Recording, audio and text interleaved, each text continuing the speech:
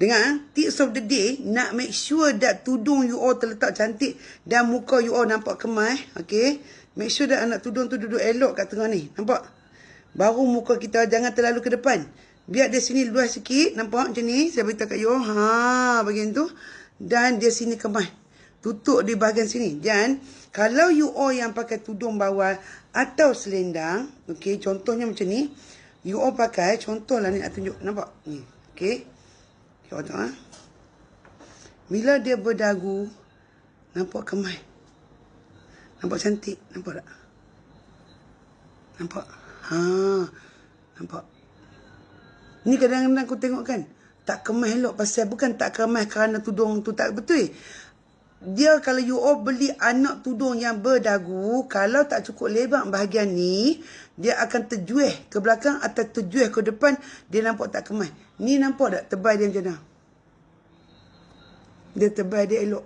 Nampak? Tebal dia. Jadi dia pegang kemas anak dagu kita. So bila you all pakai tudung, nampak?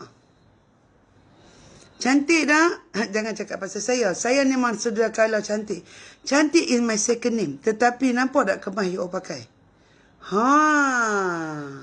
Kalau you all nak tudung you all nampak kemas, muka you all nampak cantik bila pakai tudung, you all kena beli anak tudung ni yang berdagu ni di beg kuning yang saya letak.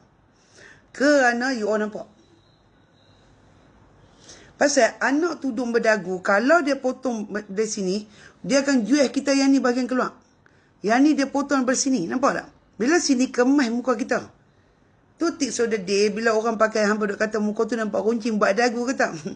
Aku buat bodoh je bila aku dengar itu. Pasal potongan tu yang penting. Tengok nah.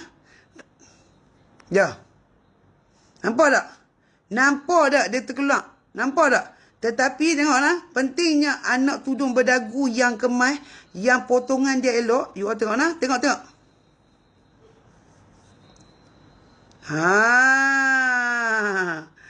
Nampak tak? Nampak tak? Nampak tak? Tak nampak? 3 Jumaat. Nampak tak? Hampa nak pakai bawah atau hampa nak pakai selendang, dia tetap cantik. Nampak selendang?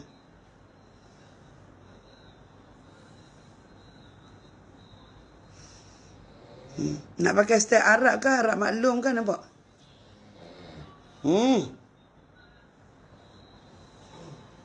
Laki aku siap berdengkuh.